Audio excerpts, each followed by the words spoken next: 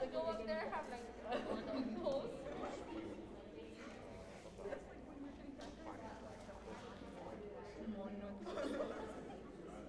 And we came away because one of the attorneys, At least we're having some. At least we're having judges of court of appeals, they look like they're Sophie looks like she's 11 and kill you. I could be a part of it. So it looks like she's badass. But Kim and I had a woman in Georgia because she like throws it and she like the clothes. On Saturday I had a lady. On Saturday I had a lady running about I very nuanced, fun. fact-driven. Well, I mean, I was working on my own clothes and she was complaining about not. They got zero. But I was working on my own clothes and she was complaining about tax. That was a cash register person. Oh my gosh. yeah, they've never done that. I was like, It makes sense to their look tax. at No, y'all know, you just now, you to a certain extent. and I was like, and her daughter was just like, To get off of it, you've got to and I was just being Need to make a new link.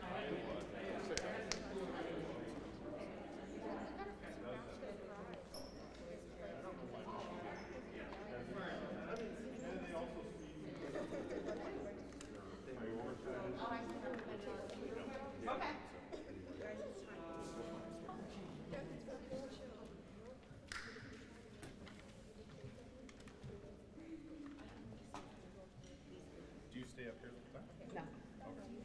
You're right. You set it up as a, I can act like a stenographer and answer my emails. Well, I like that idea. I could do that for you. Do I need to put this on? He is going, yeah. We're gonna lobble area. it was like rolling.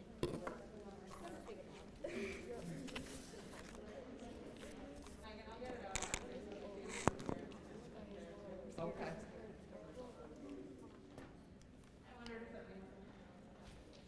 And you'll get it to Abby? I will. Okay. All right. You got it on? You're gonna wear your coat while you're up Yeah, here? yeah. Okay. So we'll just clip this to your coat then. Okay. I can help you because Sure. keep the cord. Okay, wait.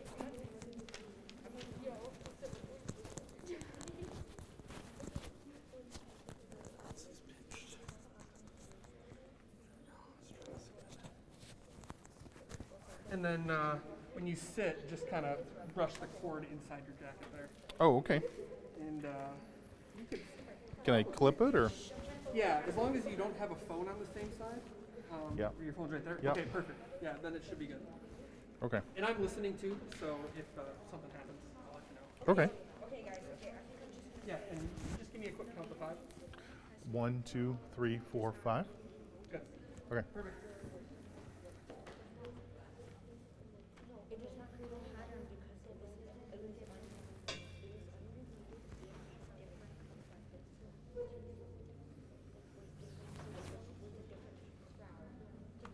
so there's okay, I'm just gonna okay, guys.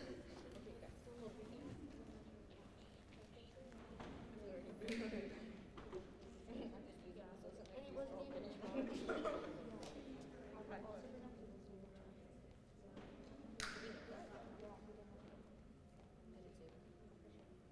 I swear to God, I could have dreamt it. No, it has to be a one big difference. And it'll be on Facebook? Okay. Catherine's off school today and she wants to watch it. So I said, sure, you can do that. I tried. I tried. Oh, that's not exactly what I wanted. Well, like full That's just me. I didn't make this bigger clear about the flagpole. Okay, so it's small. So what? I at least focusing on it. Oh, Kevin's going to watch? He said he is. Is he in town? I know Andrew is. Oh, jeez. Do they know I? Him lately? No, I haven't actually. seen last I saw him. He looked really good. Okay, like, if she is meaning Yeah, it's been a while since physically. I could Yeah. email her.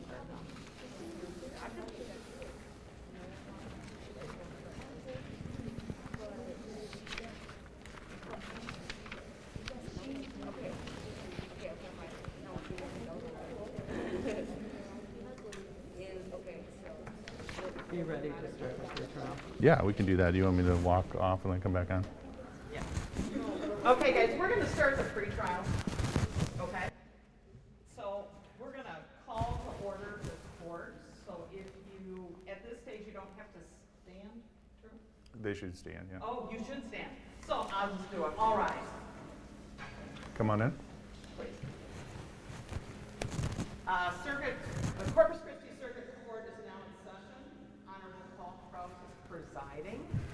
You may be seated at this time.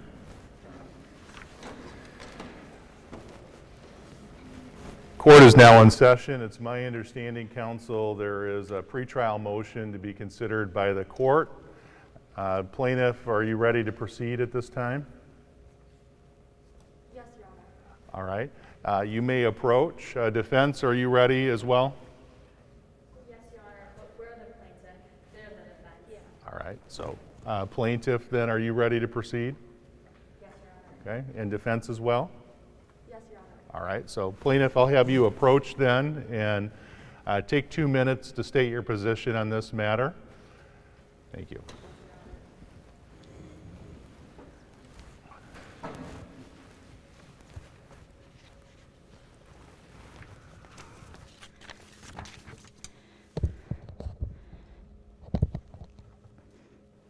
Your Honor, the defense has made this pretrial motion on the basis that the band incident at Fondren County High School is not relevant evidence. They stated from the Michigan Rules of Evidence, Rule 401, evidence of a person's character or a trait of character is not admissible for the purpose of proving action in the conformity therewith on a particular occasion. We, the plaintiff, do not agree on that, however, because of the Michigan Rules of Evidence, Rule 404B1, quote, it may, however, be admissible for other purposes, such as proof of motive, opportunity, intent, preparation, scheme, plan, or system in doing an act, knowledge, identity, or absence of mistake or accident when the same is material, whether such other crimes, wrongs, or acts are contemporaneous with or prior or subsequent to the conduct at the issue in this case. The Fondren County High School marching band incident should be allowed because, according to the Michigan Rules of Evidence, you're allowed to bring in prior evidence relating to the character to prove a system in doing the act. We believe, the plaintiff, that the Fondren County High School marching band incident is prior evidence that will prove the Lieutenant Hastings' pattern and these systems of these acts that he makes, which are violent, aggressive, and inappropriate. Thank you very much for That's those all. comments. Defense counsel, do you want to approach at this time? Yes, Your Honor. Yep. State your name, counselor. I am Xavier Marlton. All right. You may approach the microphone here. You've had a chance to hear what the plaintiff had to say as part of their argument, so come on up and tell me what you have to say in regards to the motion.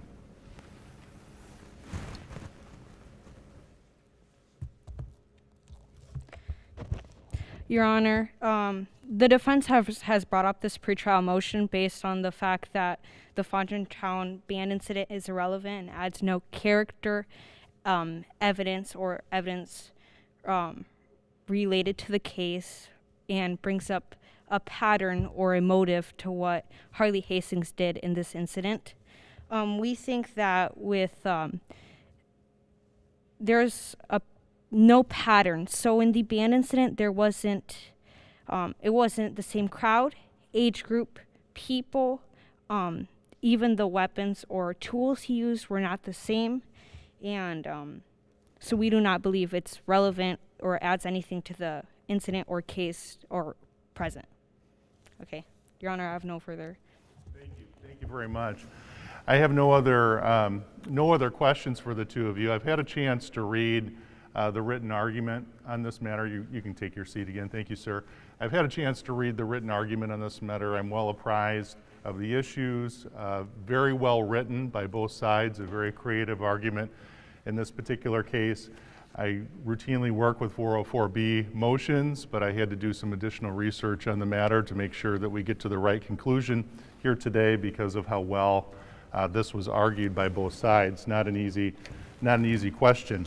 I'm going to deny the motion at this time, and I'm going to do so based on Rule 405, methods of proving character, which says in cases in which the character or trait of character of a person is an essential element of a charge, claim, or defense, proof may also be made of specific instances of that person's conduct, as is identified within the case law that's appropriate to this matter, Eagle Motor Lines versus Mitchell.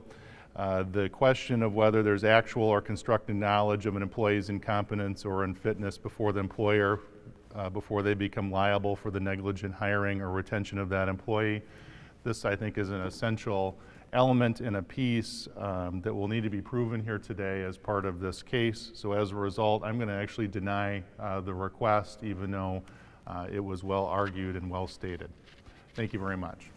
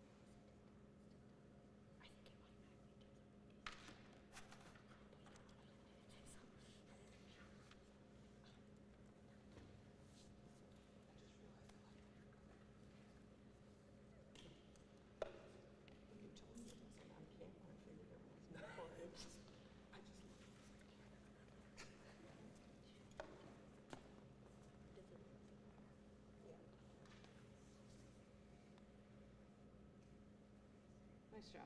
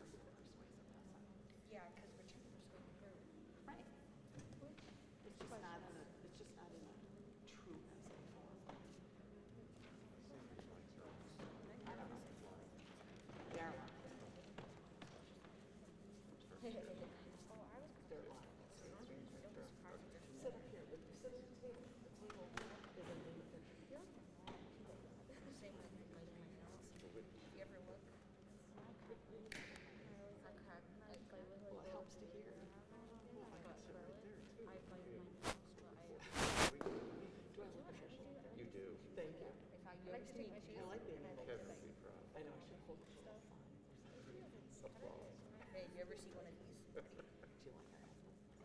do. Is that special for this? I didn't know that. Getting a new kitchen table, and I had to kind of figure out.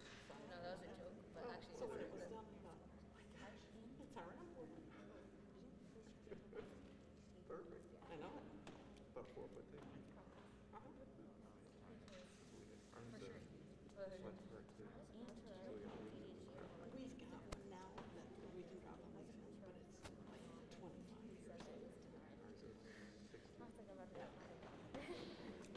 And you just, the top is just a nice shot. Oh, yeah.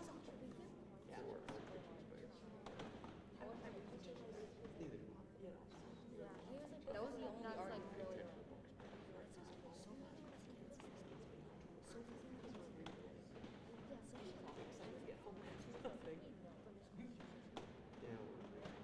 I definitely could tell. You could tell. You're like, you know that time I said. Based on the evidence given to you. Yeah.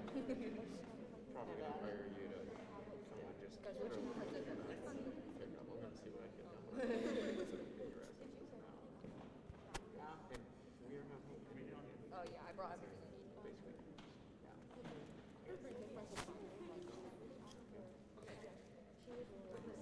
I looked at theirs and I was like, something like that. Oh, we only had that one article. No, that was the only article. It's funny. You're pretty much though. But it sounded like you're I heard unless he was like, he like looked at us like, oh my god. So anyway, I said it short. Hey, so anyway, just shirt.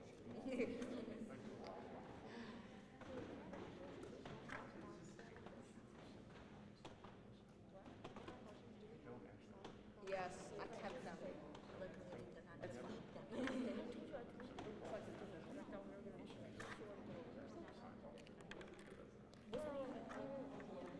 think we're gonna do it. I think Mr. Crump. No, it's good.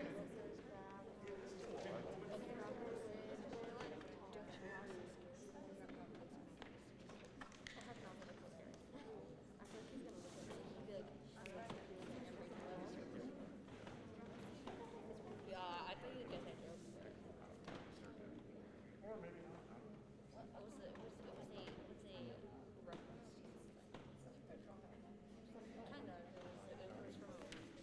Ready? Ready? All rise. The Corpus Christi Circuit Court is now in session. Honorable Paul Kraus presiding.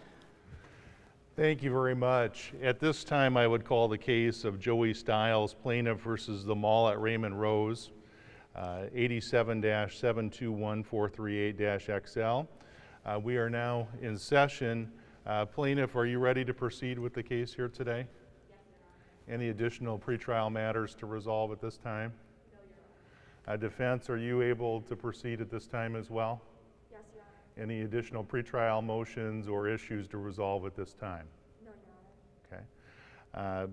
Plaintiff, are you ready to make an opening statement in this matter? Yes, Your Honor. All right. And our jury has been impaneled. I want to thank them for their service. It's vital to have members of the community participate in trials like this for justice to be served, so we thank them in advance for their service. Counsel, if I could have you come up, state your name for the record, and then you can begin with your opening statement. Please be seated.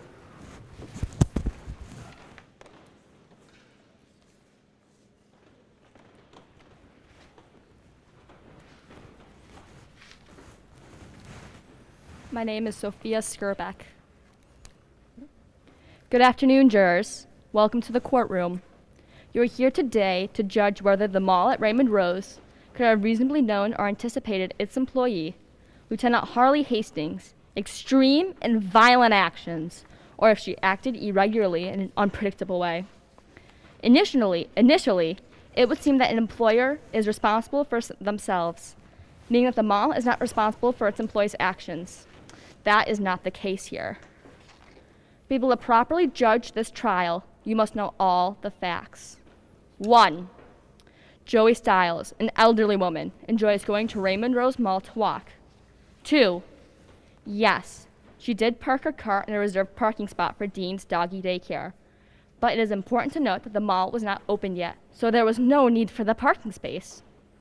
3. Lieutenant Hastings, the mall security officer, found Joey and barked at her to move her car. 4. As the professional woman she is, Stiles refused to cooperate with such demanding and ridiculous orders. 5. Lieutenant Hastings then grabbed his phaser and attacked Stiles with it, causing her to fall and fracture her hip. While this case may seem black and white, with a lone wolf officer acting beyond her command and attacking an innocent man, it is not so. Based on the following facts, you will see that Raymond Rose Mall could have reasonably known that Lieutenant Hastings would act so violently. 1.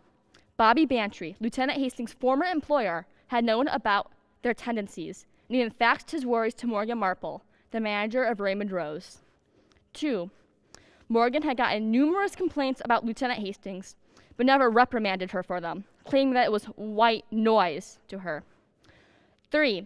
For Raymond Rose to claim that they had no inkling of Lieutenant Hastings' aggression is unacceptable, considering that one of their own tenants, Ty Dean, knew about it. 4. Morgan even had seen with his own eyes the weapon that Lieutenant Hastings used on Joey Stiles.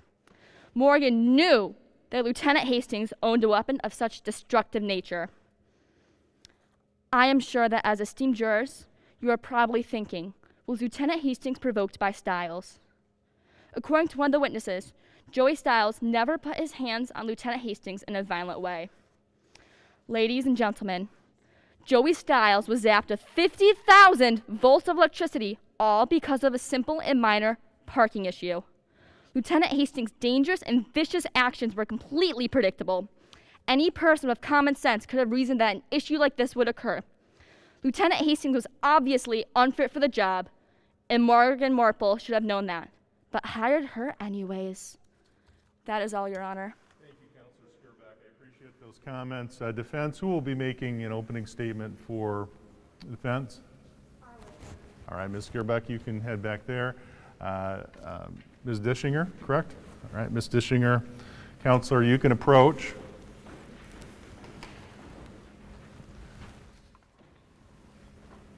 Good afternoon, ladies and gentlemen.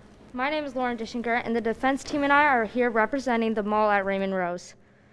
We are here today because Joey Stiles is suing the mall of Raymond Rose. Joey Stiles is a retired senior citizen who walks around the mall periodically with Nikki Arthur. One morning, Miss Stiles parked in a reserved spot of Dean's doggy daycare, with the front end of his car over the fire lane, violating mall security. Lieutenant Harley Hastings, a security guard at the mall, gave Stiles warnings to move his car. Stiles refused and tried to push Lieutenant Hastings. So Lieutenant Hastings gave Joey a significant electric charge with his phaser that he was not supposed to have, causing a fractured hip. Under Michigan law, stand your ground, a person can use deadly force upon their attacker, who could cause bodily injuries, sexual assault, or death. In the heat of the moment, Lieutenant Hastings continued to use the stand your ground law and did exactly what he was trained to do. Ms. Stiles, on the other hand, issued them all, saying they should have known he was bad security guard. In the end, Lieutenant Hastings performed exactly what he was trained to do. Their own witness, Assistant Chief Bobby Bantry, didn't find it important enough to really talk to Morgan Marple about the incidents that happened in the past. Morgan hired a strong, energetic, and law-abiding security guard to do the job that needed to be done. Ms. Stiles finds Lieutenant Hastings' actions unjust, but what is really unjust is how Ms. Stiles sued the mall for hiring a security guard who was even-headed and brought crime to an all-time low in Raymond Rose. Thank you for listening. Thank you, Counselor Dischinger. Plaintiff, Ms. Skirback, Mr. De Los Santos, are you prepared to proceed with the first witness in this matter? Yes, sir. All right, and who will you be calling at this time? Okay, and is Mr. Stiles here today and ready to testify? Yes. Okay, and who will be doing the questioning? Okay, Ms. Munster. All right, Ms. Munster, you can approach here, and then Mr. Stiles, or Ms. Stiles, excuse me. Yep, come on up, Ms. Stiles. We'll have you sit up here to be questioned.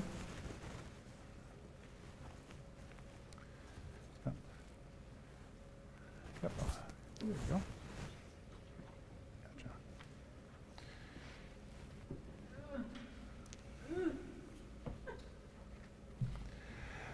Ms. Stiles, can I have you raise your right hand for me, please? Do you swear to tell the truth and nothing but the truth here today? Yes. Okay, thank you for that. Can I just have you state your full name and spell your last name for me? Joey Styles, Styles. All right, Ms. Stiles, you can have a seat. Counselor, you may begin your questioning. Thank you. Please state your name. Joey Styles. You were born in 1939, correct? Yes. How old are you? 81. Where did you go to college? Mississippi Tech. What did you study in college? Engineering. And what was your career? Contractor at Army Corps. Your Honor, based on this information, we ask that you make Joey Stiles an expert witness. All right, and I'm going to ask a couple additional questions. Ma'am, you have been trained as an engineer? Yes. Okay, and that was at Mississippi Tech, is that correct? Yes. Right. And how long have you practiced as a contractor? 20 years. Okay. Defense, at this time, is there any objection to Joey Stiles being certified and recognized as an expert witness? No, Your Honor.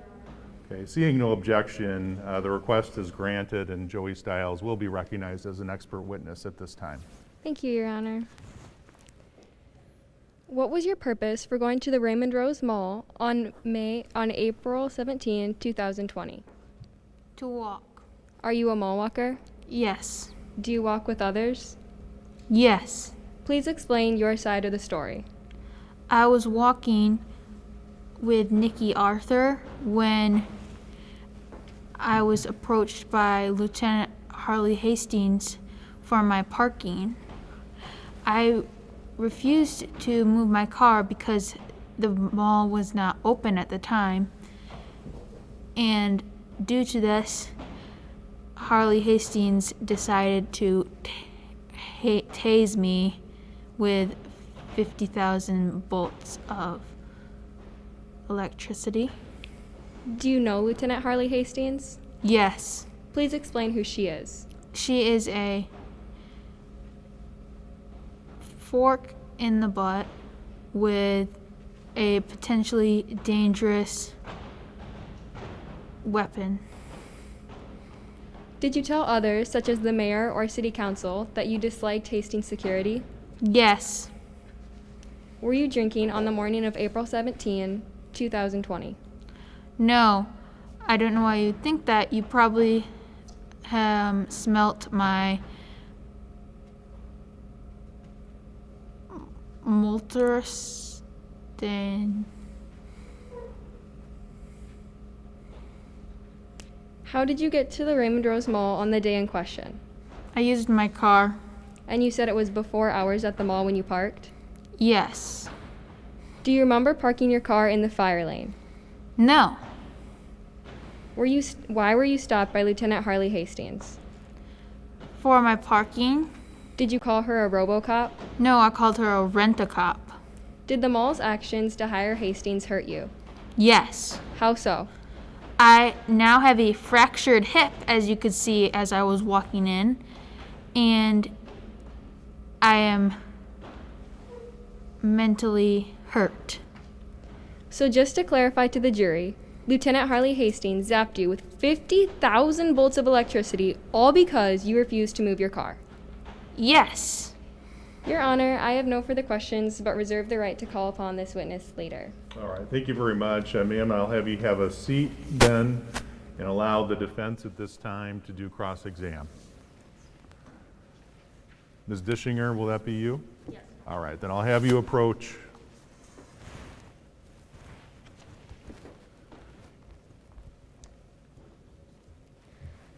Please state your name for the court. Joey Styles? Are you retired? Yes. Where did you work before? I worked at the founded town. I worked at the Army Corps. Where did you park on April 17, 2020? I parked near Dean's Doggy Care. Is it true that the front end of your car was in the fire lane? No. You were tased by Harley Hastings, correct? Yes. Can you point to Harley Hastings for me? You received a fractured hip from this injury, correct? From this crime, correct? Yes. Are you sure that is the injury you received? Yes. Can you read this for me?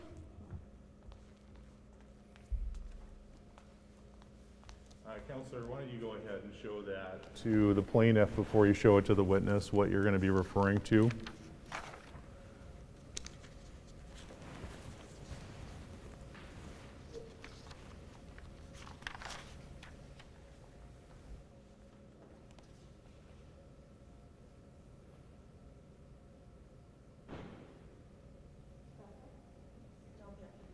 Okay, seeing no objections, is it your desire to approach the witness? Yes. All right, you may approach the witness and show her the item.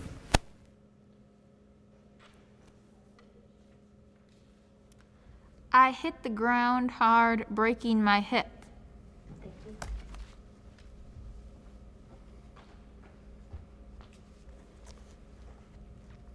So you did say you broke your hip. Yes. Do you think that saying you broke your hip when you really fractured is an exaggeration?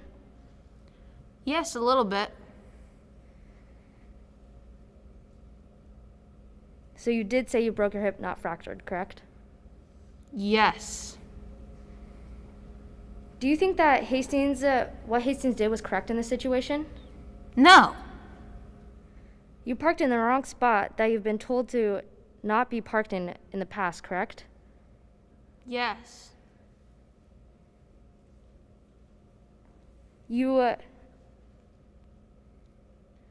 Our security guard, Harley Hastings, would have felt threatened, so in the heat of the moment, he turned and tased you, correct? Yes.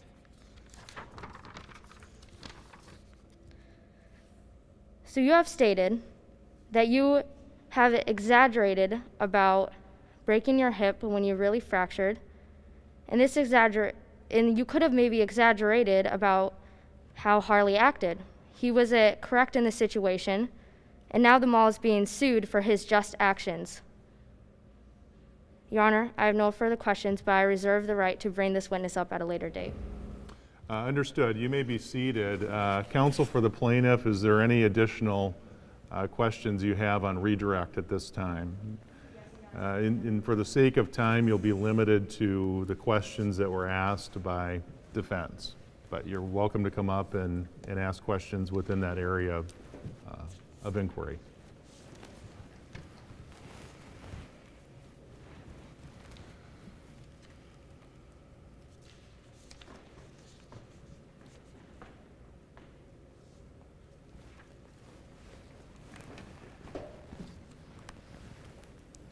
Did you ever physically attack Lieutenant Hastings? No. Have you ever been arrested? No.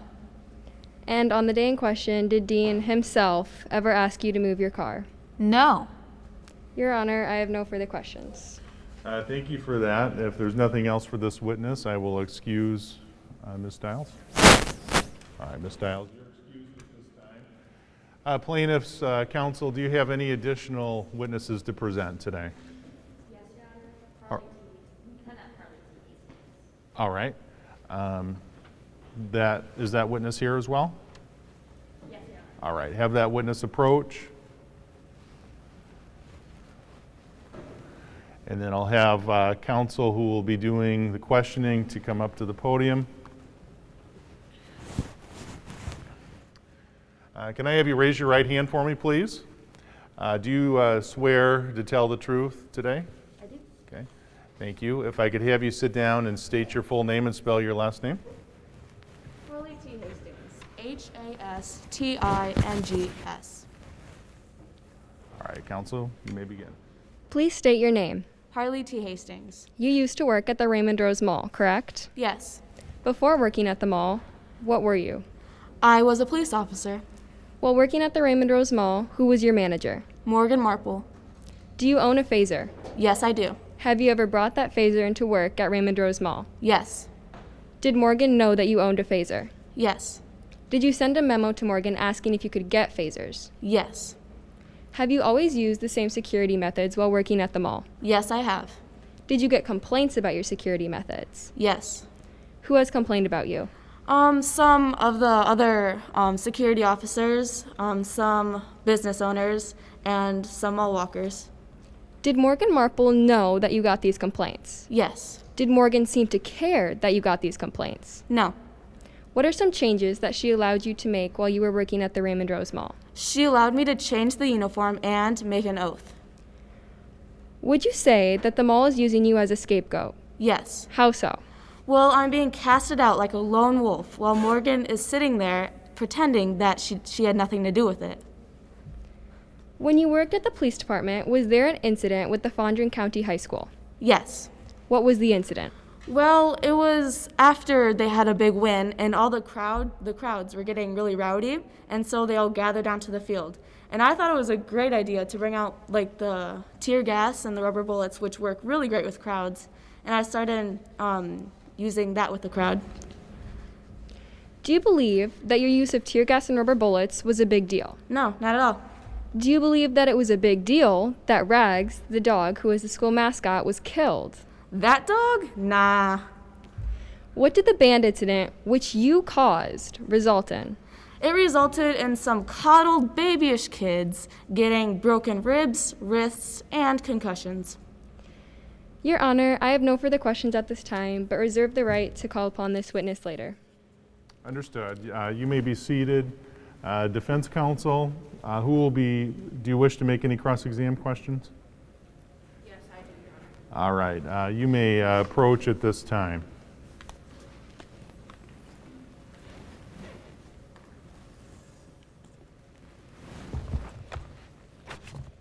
All right, you're Mr. Merriquin?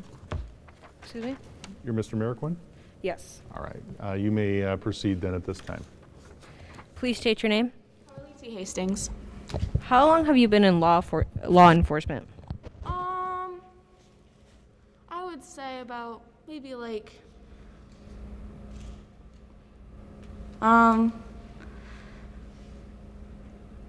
could you repeat the question, please? How long have you been in law enforcement? Well, I majored in criminal justice, but I was turned into a police officer, so I didn't do law enforcement. Sir? Is it correct that you served in law enforcement for 10 years? Yes. Okay. What training have you had? I have, I'm sorry, I don't know the answer to that question. Are you employed? No. How long have you worked at the mall? I have worked at the mall for, let's say about like 3 years, maybe? Is it true that you were an officer at the Fondren Town Police Department? Yes. What equipment were you not advised to have? I think we were allowed to have all equipment, sir. I'm sorry. Is it true that Morgan Marple disapproved of your phaser? Yes. Have you ever brought a phaser to work? Yes, I have. Can you please state what Morgan told you about bringing the phaser in this evidence in his witness statement? Mm-hmm. Can I present it to the prosecution? To the plaintiff? Sure.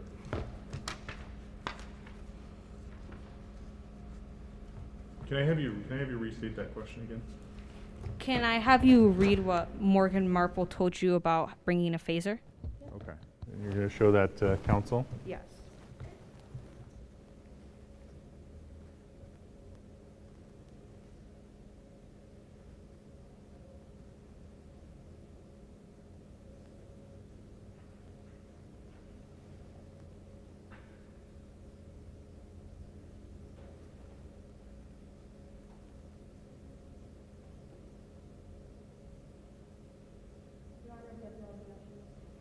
All right, so you may approach the witness and show. Can I have you read lines 111 through 115? Yeah. And I'll have her read it silently as it would be hearsay, so she can just read it silently, and then you can ask your questions after she's had a chance to read it.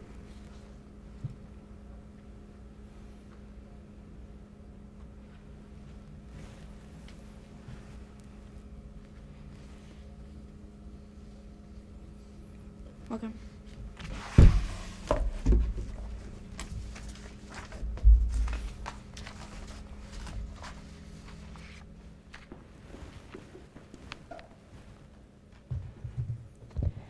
So you were advised not to bring a phaser. Yes. Then why did you bring the phaser? Well, because some days I had this feeling that something bad might happen. Do you agree that Morgan told you not to bring the phaser? She kind of like advised it, but she never really actually like told me, you know? Have you had any prior conviction of a crime before? I don't think so, no.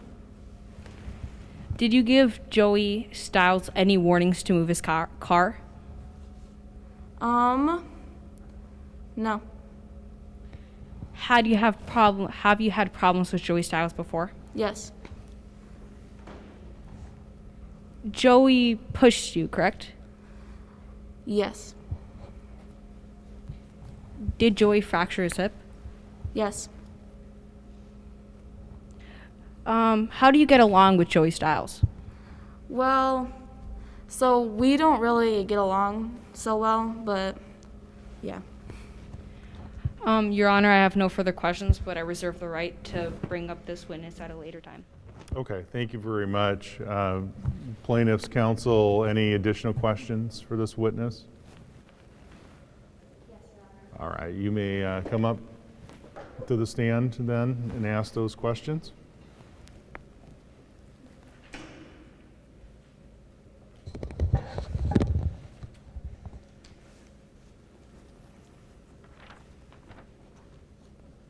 All right, Ms. Munster, you may proceed. Thank you. You told Morgan Marple and Ty Dean about your past in the police department and how Bantry terminated you, correct? Yes. Why did Bantry terminate you? Because I failed to follow Bantry's directions How do you view mall walkers? as a security threat, How do you view your interview with Morgan Marple? as a formality. Did other security officers complain about you? Yes. What did Morgan do when you got these complaints? She sat me down and talked to me about them. And you never got reprimanded for those complaints? No. Your Honor, I have no further questions at this time. All right, thank you very much. May the witness be excused? Yes, Your Honor. All right, you're excused. Thank you. Plaintiff's counsel, do you have additional witnesses? Yes, Your Honor. All right, and who's your next witness? Captain Bobby Bantry. Captain, I'm sorry?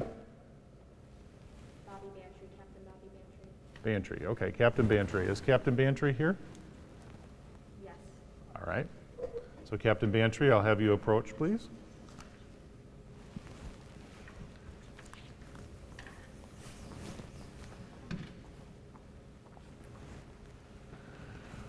All right, Captain, can I have you raise your right hand, please?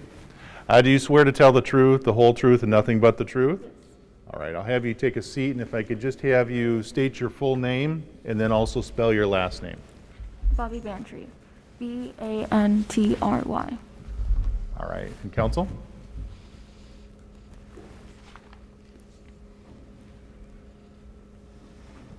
Ms. Gomez will be doing the questioning. All right, Ms. Gomez, you can come up to the podium.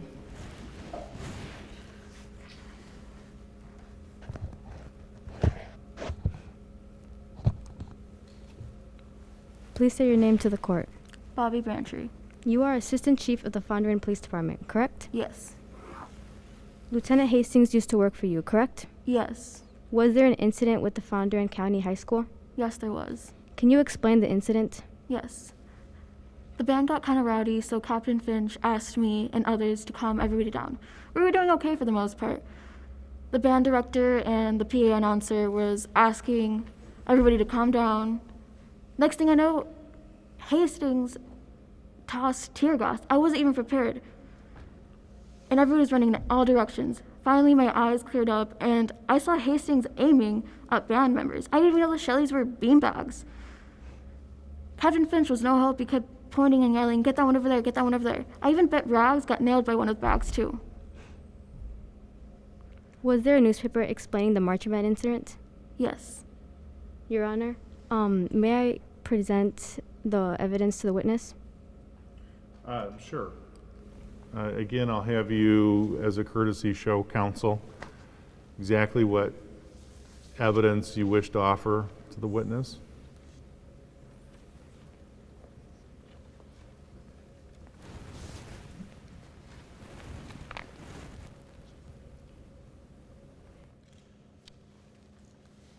All right, and if you could approach, I'd like to see it as well.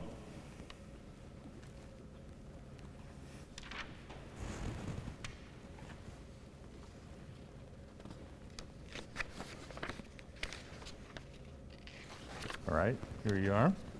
Ms. Gomez. There you go. Thank you.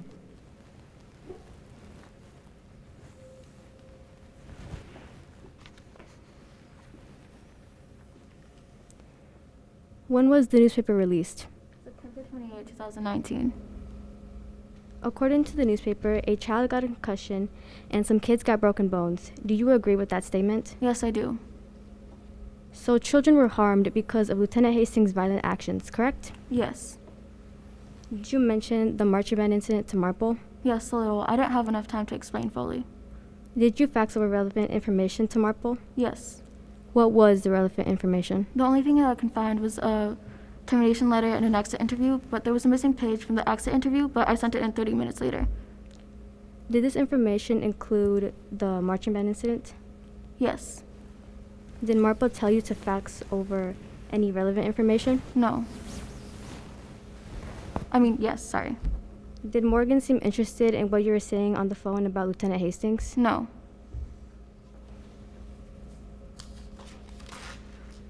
In your statement, you said, "I casually mentioned something about Lieutenant Hastings and the marching band incident.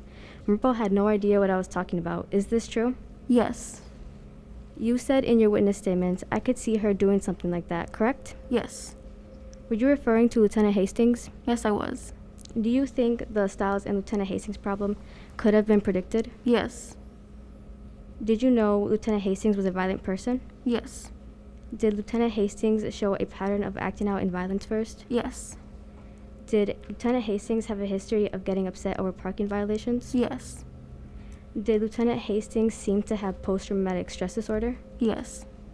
Your Honor, we have no further questions, but we reserve the right to call the witness up again. All right, thank you, counsel. Defense team, will there be any cross-exam questions here today? Yes, Your Honor. All right, and Mr. Miraquinter, will you be doing the questioning? Yes, Your Honor. All right, you may approach and question Captain Bandy.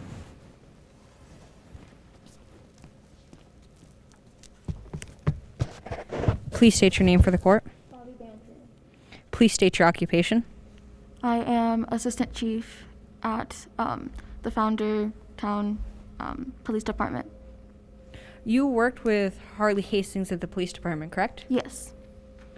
Did you tell Morgan that Hastings was quick to draw his weapon? Yes. Well, I didn't fully explain it, but she should have read the exit interview. Why didn't you fully explain it? I didn't have enough time and I was tired. Did you tell Morgan Marple about Hastings and the band incident? Yes, a little, but I didn't have enough time to explain it all. Yes is your answer. Are you sure? I am, sure. Can I please have you read lines 76 through 80 of your witness statement, starting from Marple said to conversation? Do you have that statement, counsel? Yes. All right. Yes, Your Honor. Is it your intention to show the witness? Yes, Your Honor. All right, so again, why don't you start with showing counsel for the plaintiff, and then you may approach.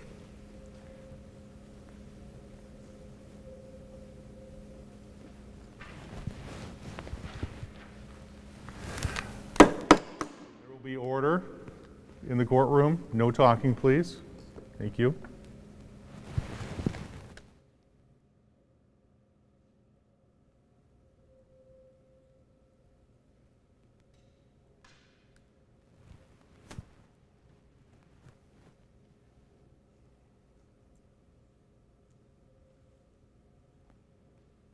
All right, counsel, you may approach the witness.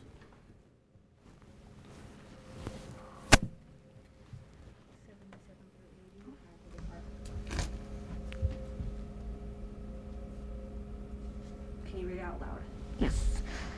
You really think it is important to fax it to me? I described down the fax number. I casually mentioned something about Hastings and the marching band incident. Marvel had no idea what I was talking about. I said something like, "It was in the papers, look it up." And that was the end of the conversation. Yep.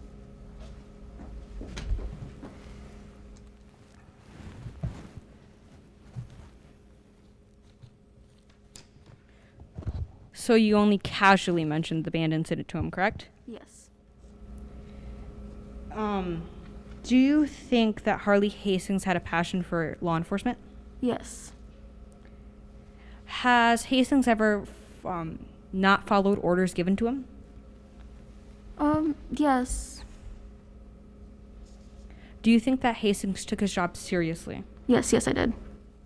Do you think that Hastings valued security and a safe environment? Yes. Do you think Hastings was qualified to be a security officer? Yes. Did you see the incident between Stiles and Hastings? No, I did not. Did Joey fracture his hip? Yes. Your Honor, I have no further questions at this time, but I reserve the right to call upon this witness at a later date. All right, understood. You may take your seat, counselor. Thank you for that. Any additional questions for this witness? All right. Will that be Ms. Gomez? All right, Ms. Gomez, you can come back up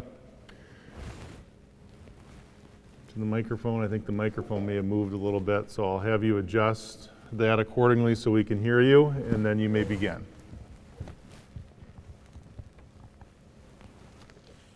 You disagree with Captain Finch's methods, correct? Yes. During the marching band incident, you thought the best way to solve the band safety issue was to keep everybody calm, correct? Yes. Did Lieutenant Hastings' actions keep people calm? No. To your knowledge, did Captain Finch tell Lieutenant Hastings to throw the tear gas canister at the marching band? Yes. You tried to be diplomatic when you talked to Marple on the phone, correct? Yes.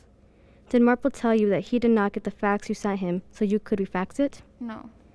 Your Honor, we have no further questions, but we would like to reserve the right to call upon the witness again. All right, thank you very much. You may take your seat. Both sides, may this witness be excused at this time? Yes, Your Honor. Right? Counsel? Yes, Your Honor. All right, thank you, Ms. DeSantis. I'll have you have a seat. Plaintiffs, do you have any additional witnesses to offer at this time? No, Your Honor. All right, at this time, do you have any other evidence to present to the court? Yes, we have one piece of evidence, Your Honor. All right, and do you have a witness that will be testifying in regards to that piece of evidence, or are you asking the defense if they're willing to stipulate to that piece of evidence? Yes, Your Honor. Harley T. Hastings. Okay, so you'd like to recall Harley T. Hastings to the stand? Yes, Your Honor. Okay.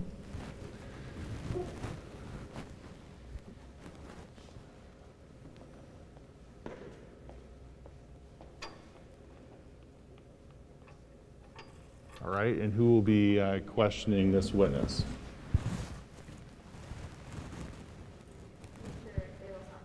All right, ma'am, you're still under oath. You understand that, correct? And you still agree to tell the truth and nothing but the truth? Yes. All right, you may have a seat. Mr. De Los Santos, you can approach the podium.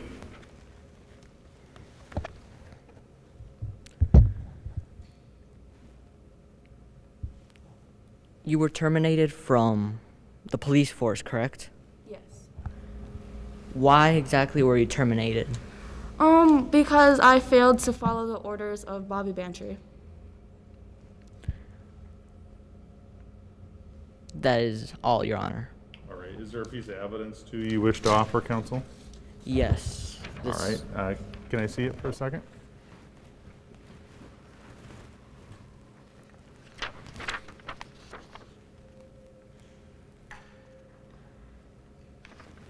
All right, ma'am, have you seen this document before? Yes, I have. And is that your termination letter? Yes. All right, and is it a true copy of the termination document? Yes. All right. Okay. Counsel, are you asking that it be admitted at this time? Admitted as evidence at this time? All right. Is there any objection? Defense team? All right. It'll be marked at this time as Exhibit A. It will be admitted at this time. Defense counsel, any additional questions for this witness?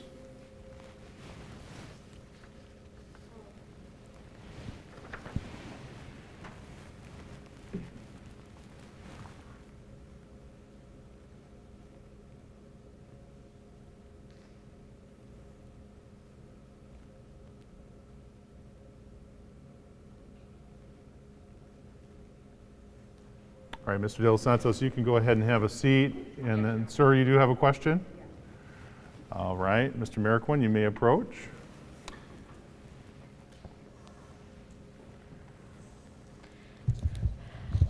I would just like you to clarify that Chief Bobby Bantry was not the police chief at the time. It was Captain Finch. Yes. Okay, that's the only question I had. All right, thank you very much. Any final redirect based on that one question that was asked? Your Honor, we wish to redirect Bobby Bantry again. Okay, so what we're going to do is I'll excuse this witness. Any objection, counsel, to that witness being recalled? No, Your Honor. All right. And then the witness may approach, and counsel may go to the podium.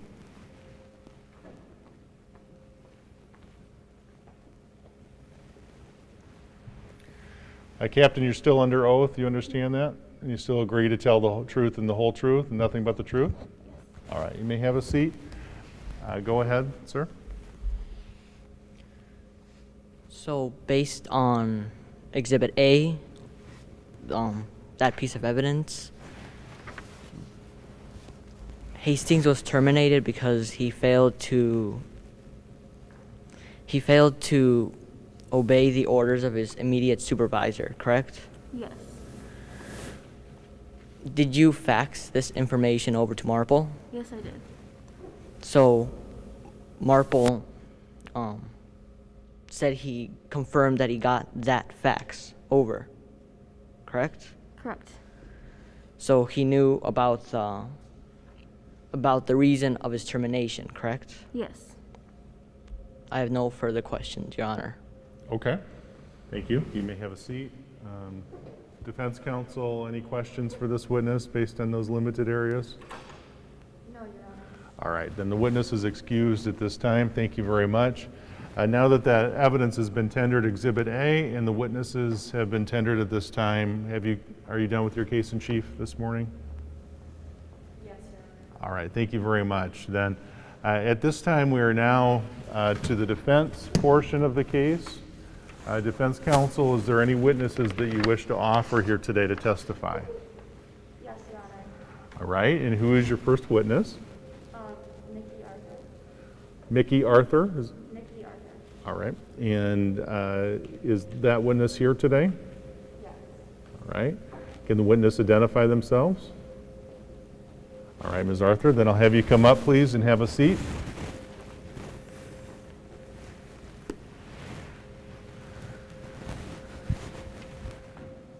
Ms. Arthur, Arthur, can I have you raise your right hand for me? Do swear to tell the truth and nothing but the whole truth here today? Yes. All right, thank you. I'll have you have a seat. Have you state your full name, please? Nikki Arthur. All right. And which counsel will be questioning Ms. Arthur? All right, and you're Ms. Lee? All right, Ms. Lee, you can approach the podium and begin your questioning.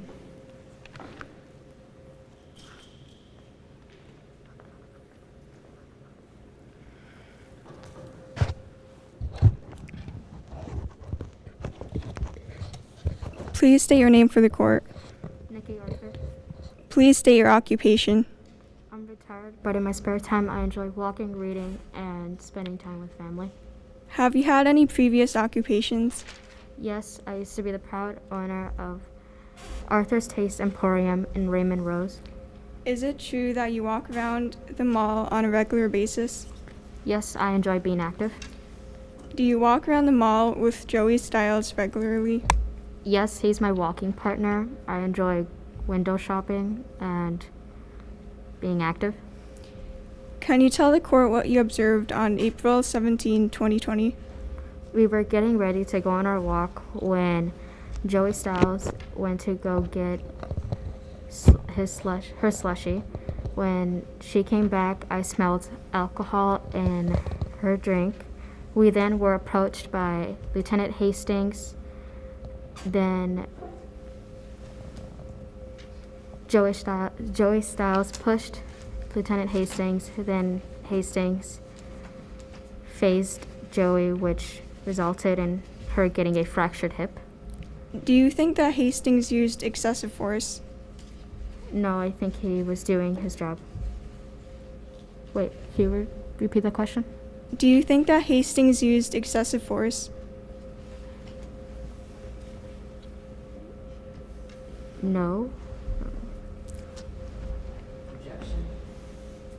Okay, state your objection. Opinion, testimony by non-expert. So the counsel is asking the witness to give an expert opinion. Yes. Do you have any response to that, Ms. Lee? No. I agree that will be sustained at this time. You can move on to your next question.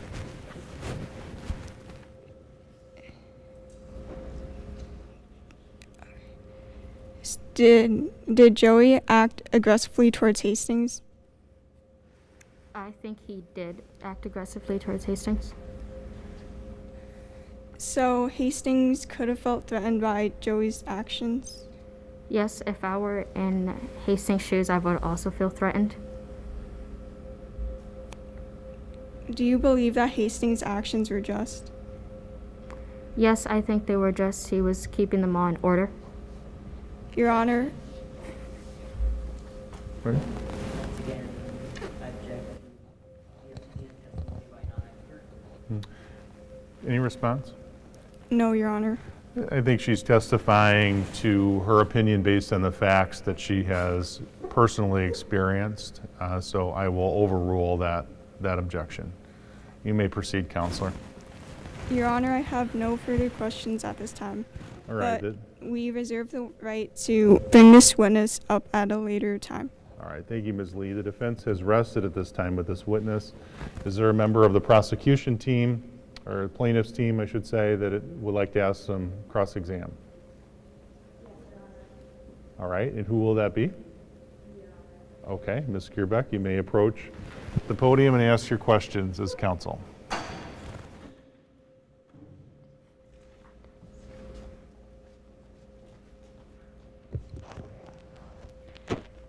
You're a mall walker, correct? Correct. You go to Raymond Rose Mall to walk, correct? Yes. You were there the day of the incident, correct?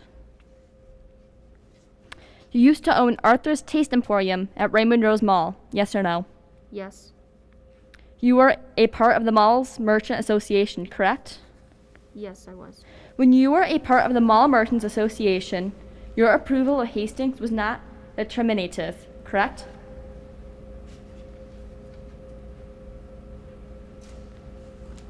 Yes.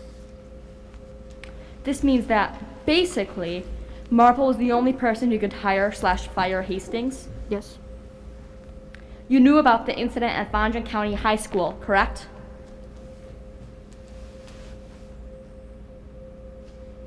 Yes. You said in your witness statement, quote, "I still return to walk the mall for exercise, window shopping, and fellowship," end quote. Is Joey Styles a part of that fellowship? Yes. Were you walking with Joey Styles on the morning of April 17th, 2020? Yes. Do you believe that Joey had... Argumentative. Overrule.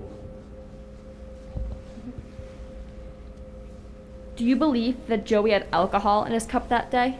Yes. Did Joey ever tell you that? No. So you're speculating that Joey had alcohol in his cup? Yes. On said date, did Ty Dean himself ever ask Joey to move his car while he was walking with you? No. As a fellow mall walker, do you understand Joey's hesitation to move his car? Repeat the question, please. As a fellow mall walker, do you understand Joey's hesitation to move his car? Yes. Do you believe that you, the mall walkers, were doing anything wrong during the confrontation with Lieutenant Hastings? No. As an eyewitness, you did not specifically see Joey hit/karate chop Hastings, correct? Yes. When Lieutenant Hastings grabbed Joey, he pulled his arm back, correct? Yes. You said that Hastings lost balance and fell into a chair, surprised and embarrassed. Joey did not push or poke Hastings that he fell, correct? Yes. From your witness statement, you said, quote, "Hastings was relentless in establishing control," end quote. This was when Hastings struck Joey with his phaser. Is this quote correct? Yes. You said that Dean was, quote, "that kind of controlling sort," end quote. Do you believe that Dean overreacted to Joey's car being in his reserved parking space?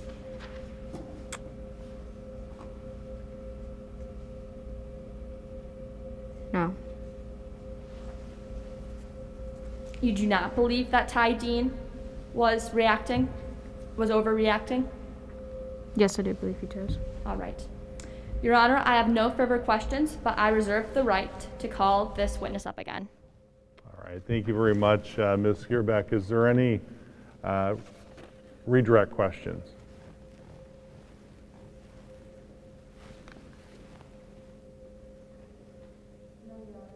All right, thank you very much. May this witness be then excused? All right, you may be excused. Thank you. Is there any other witnesses the defense wishes to offer at this time? All right, Ms. DeSanctis, who do you wish to call? Right? Is the witness ready to testify? Yes. All right. You may approach, sir.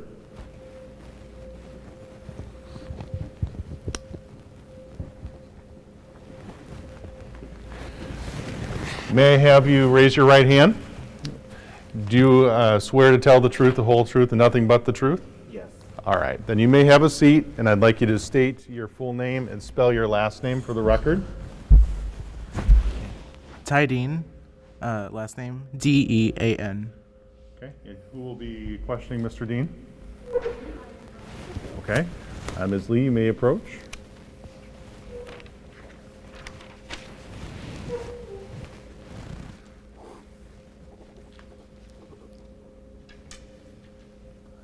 Please state your name for the court. Ty Dean. What is your occupation? I own and operate Dean's Doggy Daycare at Raymond Rose Mall in Michigan. Were your parking spots reserved for your clients? Yes, they were. What were you doing prior to calling Hastings about Joey? I was outside with my umbrella helping my client who had a 95-pound female German Shepherd who had hip dysplasia, meaning they needed assistance to get out of the car. That was when I had spotted Styles' car. Did you see the front end of Joey's car hanging over the fire lane? Yes, I did. What did you do after finding Joey parked in your reserved spot? I went straight to go tell Hastings. Did you have encounters with Joey before this incident? Yes, I did, but when I tried confronting him about it, he yelled at me. Did you see Hastings face Joey? Yes, I did. Was Hastings acting out of defense or anger? I believe he was acting out of both, but in my opinion, it was more self-defense. What were your initial thoughts on Hastings beforehand? I thought he was good, and I appreciate his ideas on improving the mall. Why did you call Hastings instead of confronting Styles? Because I knew if I tried confronting Styles once more, he would yell at me again. So, Joey has been aggressive towards you in the past and continued not to listen to you? Yes, he won't learn his lesson. What happened to Joey was within Hastings' power, correct? Yes, and I really think the mall should rehire her. If I had the power to do so, I would rehire her in a heartbeat. Your Honor, I have no further questions at this time, but we reserve the right to bring this witness up at a later time. Okay, thank you, Ms. Lee. Ms. Skrbeck, anybody from the plaintiff's team wish to question this witness? Yes, Your Honor. All right, and who will that be? Ms. Gomez, Your Honor. All right. Ms. Gomez, you can approach.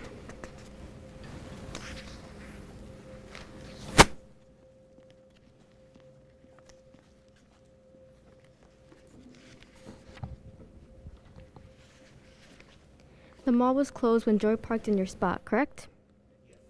How many reserved parking spots are there? I believe I have 4.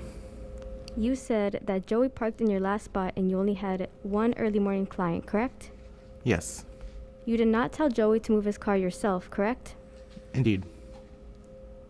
Instead of just tossing away Joey's car in the first place, or towing away Joey's car in the first place, which you could have done, you decided to call Hastings, which would inevitably result in a bad confrontation, correct? Correct. Since you were part of the Merchants Mall Association and brought Hastings to Marple, you knew about Lieutenant Hastings' past, correct?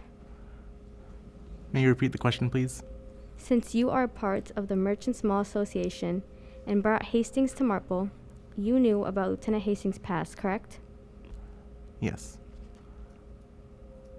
In your statement, you said that you assumed Morgan talked to the people at the police department about Hastings' past and that part of the hiring process was up to Morgan and the management company. Is this true? I believe so. In your statement, you claimed that Morgan had said you can't touch a person like Hastings, correct? I'm sorry, wait, may you repeat the question? I'm going to overrule that objection. Go ahead. In your statement, you claimed that Morgan had said you can't touch a person like Hastings, correct? Yes. You have heard about Lieutenant Hastings having complaints, correct? Yes, I overheard some of it. You abandoned your client to go watch the confrontation with Lieutenant Hastings and Joey Styles, correct? Yes. You said that you heard Joey Styles call Lieutenant Hastings a RoboCop, correct? Correct. You left your client to help Lieutenant Hastings find Joey. Once you saw that Lieutenant Hastings had found her, you stayed, ignoring your client's needs, correct? I'm sorry, may you repeat one more? You left your client to help Lieutenant Hastings find Joey. Once you saw that Lieutenant Hastings found her, you stayed, ignoring your client's needs, correct? That's incorrect. I was on the Terrence level, watching from above.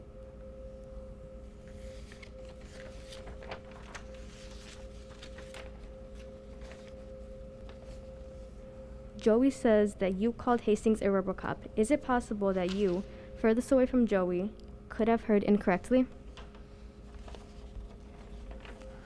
I don't believe so. You say that you saw Joey friend a little karate chop. Joey testifies that he gave Lieutenant Hastings a poke in the shoulder. Is it possible you could have seen something incorrectly? Maybe, but I believe I did see what I actually saw. If so, is it possible that the rest of your statement, or part of it, is also inaccurate? I do not recall. Your Honor, we have no further questions, but we'd like to reserve the right to call upon this witness again. I couldn't hear your answer. Can you state your answer on that last question? Is it possible, the question was, is it possible that you're confused on the other facts? Yes, Yes, it is possible. it could be. Okay, all right, thank you very much. Any other questions for this witness? It's your witness defense, so if you want to do any redirect, you're able to do so at this time. You don't have to, it's up to you. All right, thank you very much. Thank you, sir, for your testimony. You may have a seat. Does the defense have any additional witnesses they wish to offer at this time or other evidence? Yes, All right. All right. Ms. Markle, you may approach.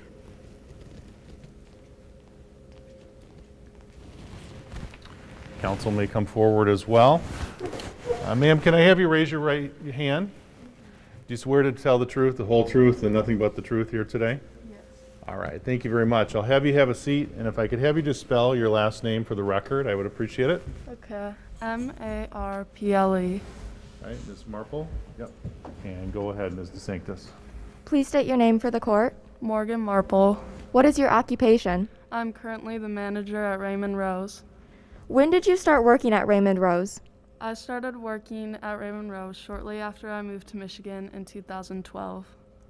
What are some of your responsibilities as the mall manager? I'm responsible for hiring, firing, and training mall personnel. Where did you work before working at Raymond Rose?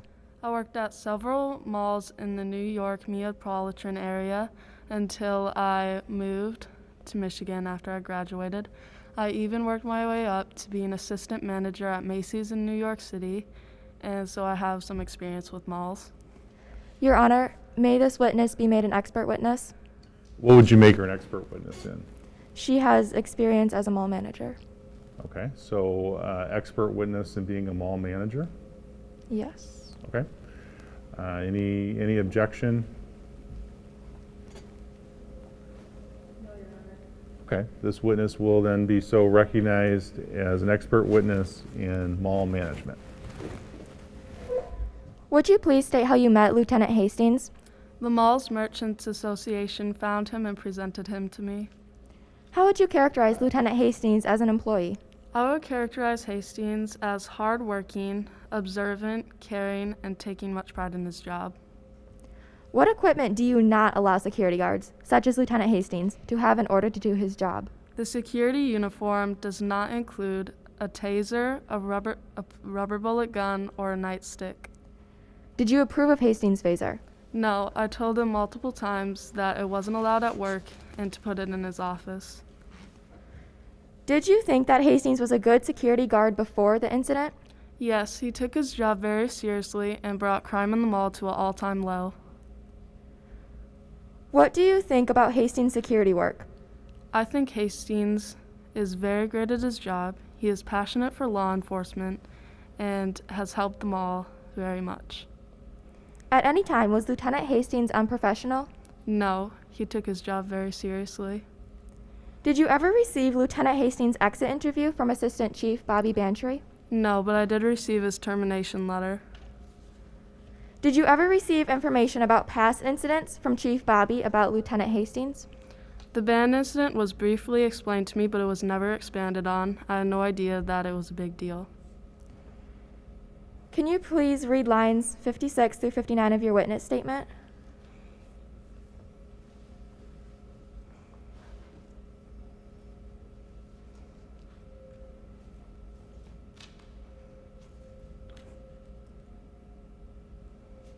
All right, Mrs. Sanctus, I'll have you show counsel first.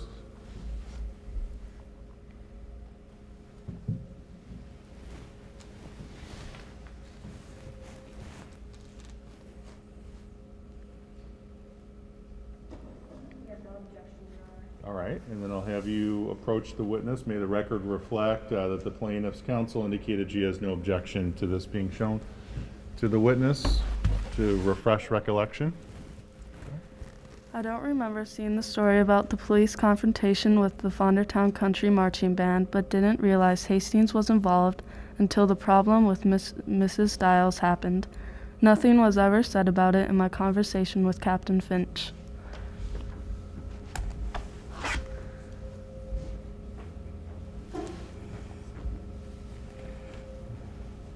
So Captain Finch never mentioned anything to you about the band incident, correct? Correct. Do you think that Harley was a good candidate that had all the qualifications for the job? Yes.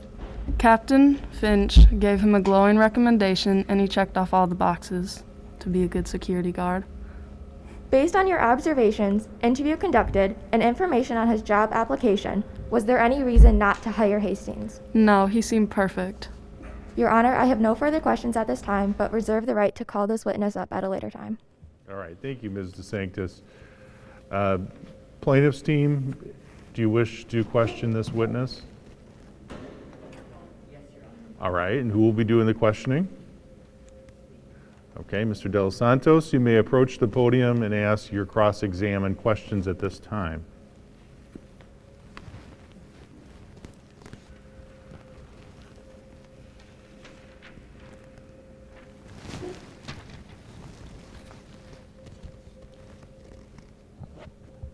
You are the manager for Raymond Rose Mall, correct?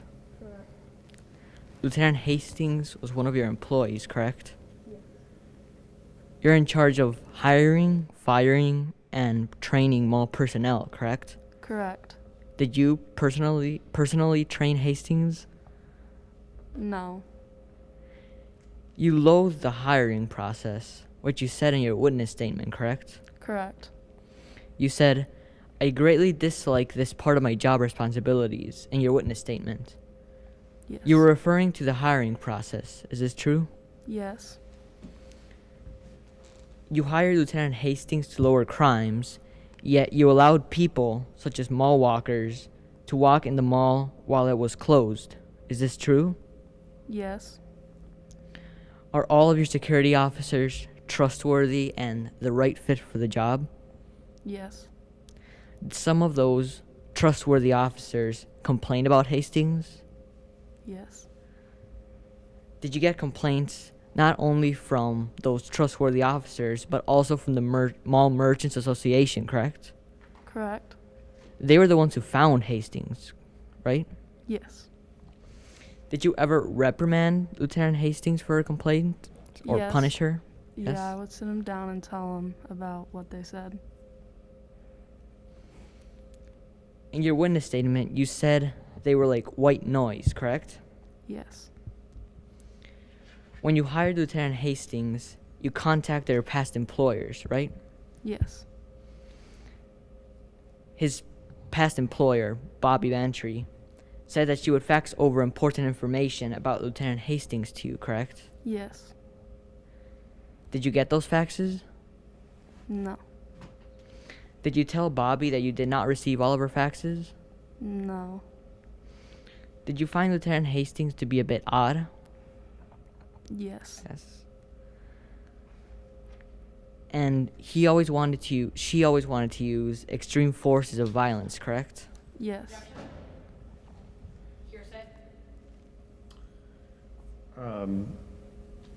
Can you lay some more foundation as to how she knows that to be true? So overruled at this time. So let me just ask, how do you know that to be true? Which one? How do you know that he uses force, excessive force? Well, he would want to bring in a phaser to work. Okay. and- yeah. So through your own observation, you were able to draw that conclusion? Yes, but Right. he never used it until now. So overruled, I'll allow the question to stand. Thank you. You may continue. Did you believe that Lieutenant Hastings got kind of out of control sometimes? Sometimes. Did you ever confront him about it? Yes. You did? Yes. Okay. You said in your witness statement that you told Lieutenant Hastings that you could not carry a phaser, rubber bullet gun, nor a nightstick, correct? Correct. But you also said in your witness statement that every now and then she would come to work with one of these things, right? Mm-hmm. So you knew that sometimes Lieutenant Hastings brought these items to work, correct? Yes. But you didn't threaten to take them away if she brought one of them and used them on mall grounds. I did tell him to put it in his office. But you didn't threaten to punish him if he did not follow your command. Yes. Miss Morgan, do you consider yourself to be a negligent person? Yes. Yes? Can I bring my witness statement? Can I introduce Morgan Marple's witness statement? You want to introduce it as evidence, or you want to show her to refresh her recollection? Just to refresh her recollection. Okay, sure. You can bring it up and show counsel first for the defense.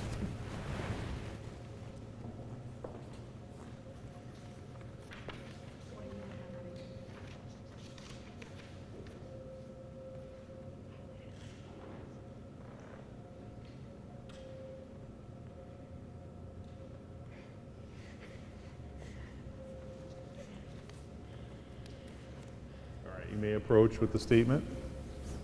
Can I see where you're referring to first? What lines? The ones that are highlighted?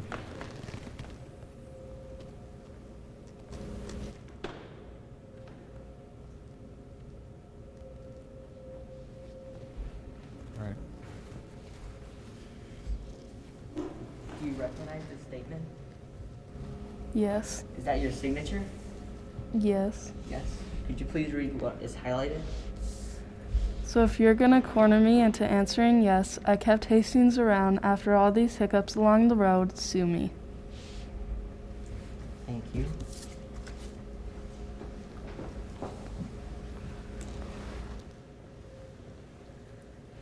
So you're admitting that you retained Hastings even after all of these hiccups, correct? Yes. So do you consider to be a negligent person? No. No. So you knew about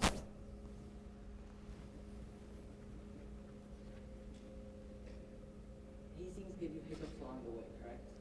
Yes. And you knew that. Mm-hmm. Yet you kept them in his position. Yes? Yes. So were you negligent, or did you fail to address the issue? Yes. Your Honor, I have no further questions, but reserve the right to call upon this witness again. All right, thank you very much. This was a defense witness. Do you have any rebuttal, redirect you wish to do at this time? Yes, Your Honor. Okay. You may do that at this time.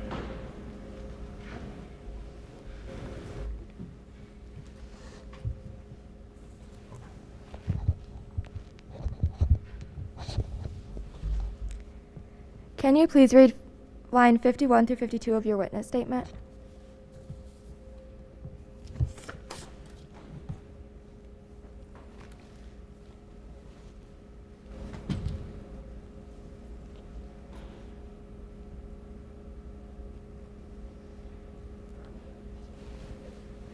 Okay, you may approach counsel and show her.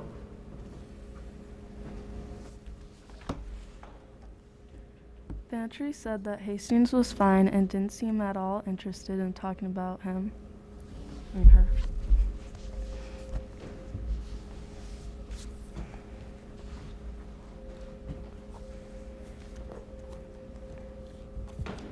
So it was Chief Bantry who said that, correct? Yes. I have no further questions. All right, thank you very much. May this witness be excused? No, Your Honor.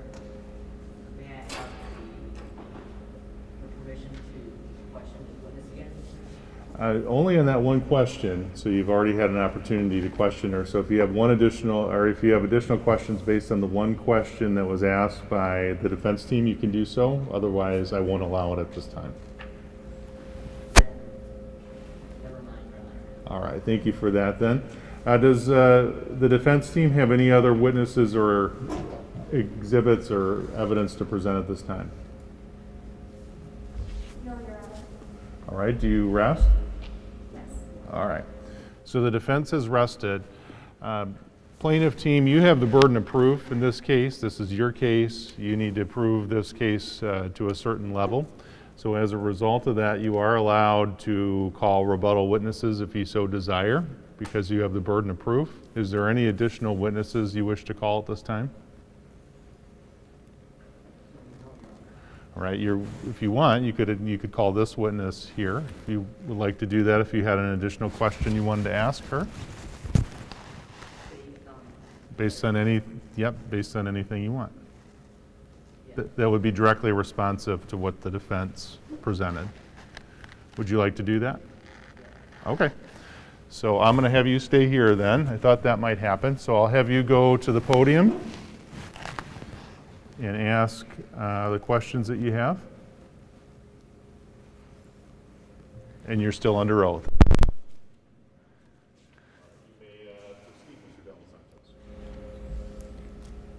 So when you hired Hastings, you contacted his previous supervisor, Bobby Bantry, correct? Yes. He faxed the termination letter to you, correct? Mm-hmm. Did you read the termination letter, correct? Yes? No. You didn't? No. All right, so our transcriptionist here is taking down every word that's said, and sometimes it's difficult for the transcriptionist to hear uh-uhs or ha-has, so I need you to either answer the question with a yes or a no. Okay. All right, so is it a yes or a no? No.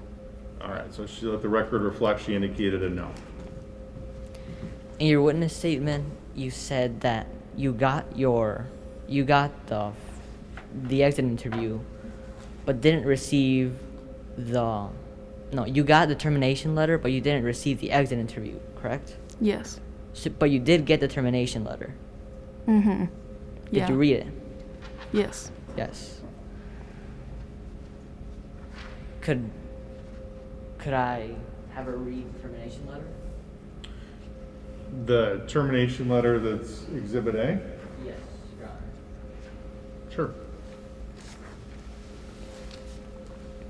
Yes, Exhibit A has previously been admitted into the record, so you may show that to her. And then if you have a specific question about the letter, since it's already admitted, I'll have you do it at the podium so that we capture your voice, so the transcriptionist and court reporter can get that down. Could you please read numbers 1 and 2, the reasons why he was terminated? Yes. Failure to respect the integrity of the command structure and failure to follow orders of immediate supervisor. So, you read this over? Yes. But you still hired him even knowing that he did not respect his superiors, correct? Yes. So, would you say that you were negligent in this again? Yes. Your Honor, I have no further questions. All right, thank you very much. I will allow questioning from the defense team if there's any cross-exam you want to do with this witness based on the questions that have been asked. Your Honor, I would like to ask one more question from Morgan Marple. Okay. Yep, you may proceed.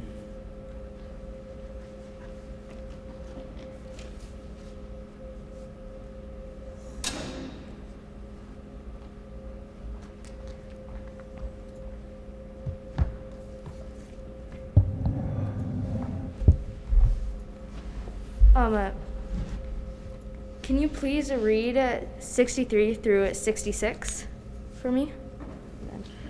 Yeah, but I'm not sure she has that transcript in front of her, so I'll have you show counsel and then bring that forward.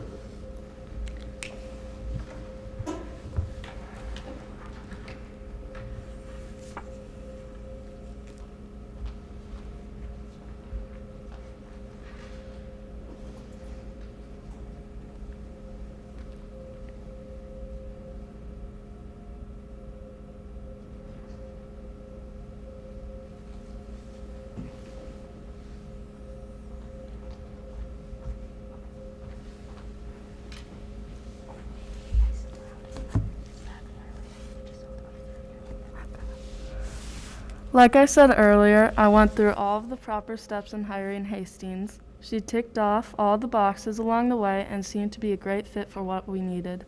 I did my best to check out her references. If she was such a loose cannon at the police department, why didn't they say something when I called?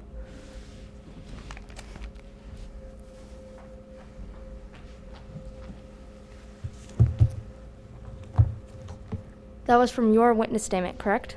Yes. Thank you. I have no further questions, Your Honor. All right, thank you, Ms. Dischinger.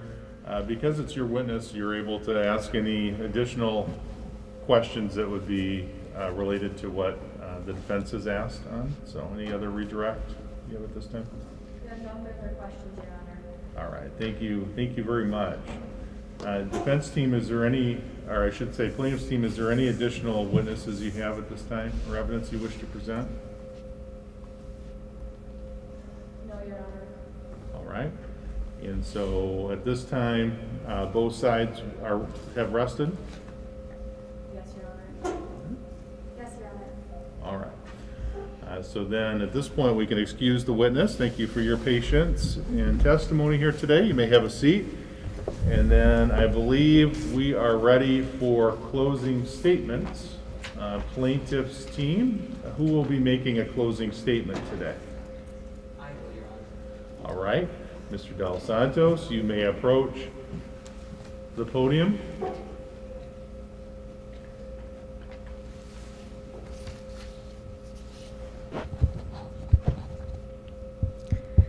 Thank you, jurors, for bearing with us this long.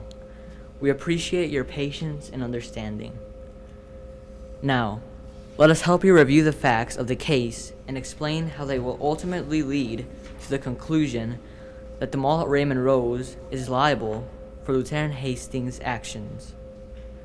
Number 1, we know for certain that Lieutenant Hastings worked as a security guard for the mall at Raymond Rose.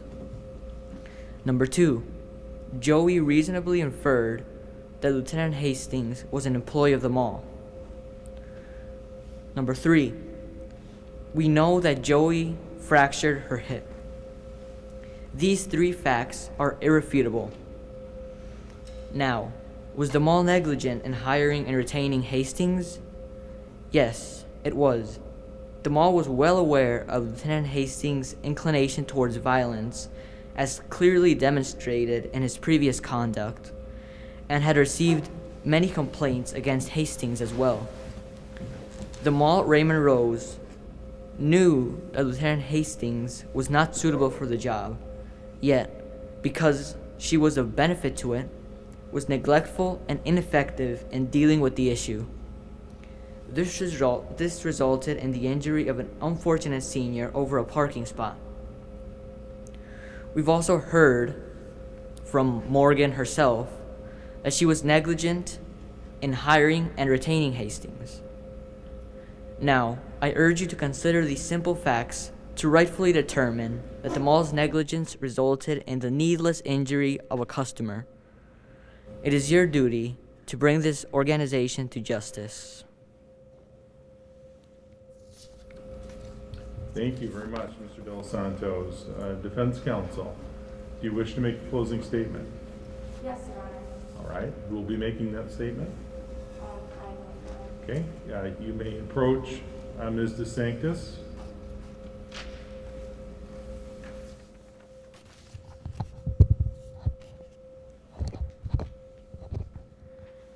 Good afternoon, ladies and gentlemen of the jury.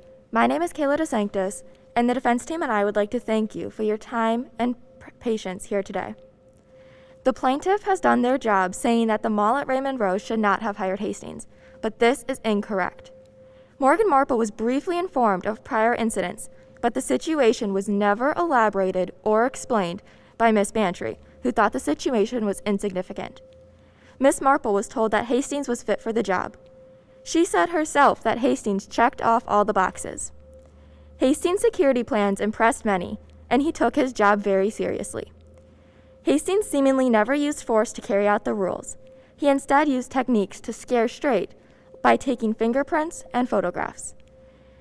The mall had no way to predict that Lieutenant Hastings was capable of an incident such as this. Thank you. Because you are the plaintiffs and you have the burden of proof, you're able to make a brief rebuttal statement if you wish for closing, or you can decline. We have no rebuttal, Your Honor. All right, thank you very much for that. Hearing all of the evidence that has been presented today in the one exhibit, Exhibit A, closing statements having been tendered by both sides at this time, the case is over and will be submitted to the jury. I do have some instructions for the jury that I will read at this time. Members of the jury, you have been considering the case of Joey Stiles versus Christie Properties, Ltd., doing business as the Mall at Raymond Rose. You've heard the evidence and allegations of the parties, and I will not repeat them here. It's now my duty as judge in this matter to instruct you on the law which you will use to render a verdict in this case. A plaintiff has the burden of proof, which means the plaintiff must prove whether it takes to make his case except for the admissions by the defendant. Plaintiff must prove his case by what is known as a preponderance of the evidence, that is, evidence upon the issues involved, which, while not enough to wholly free the mind from a reasonable doubt, is yet sufficient to incline a reasonable and impartial mind to one side of the issue rather than the other. In other words, 51% or more of the evidence supports the plaintiff's case. Your verdict will only deal with liability. The issue of damages, if you decide that they are responsible, will be reserved for a later time. The jury must determine the credibility of the witnesses. In deciding this, you may consider all of the facts and the circumstances of the case, including the witnesses' manner of testifying, their intelligence, their means and opportunity of knowing the facts of which they testify, the nature of facts about which they testify, the probability or improbability of their testimony, their interest or lack of interest in the outcome of the case, and their personal credibility as you were able to observe today. You make all the decisions as to the facts of this case under the law as given in this charge. Any conflicts in the evidence are to be reconciled whenever possible. All witnesses are presumed to speak the truth, and if possible, you should not attribute a false statement to any of them. If you find that this cannot be done, then you should believe the evidence that is most reasonable and believable to you and decide the case by a preponderance of evidence as you find it to be.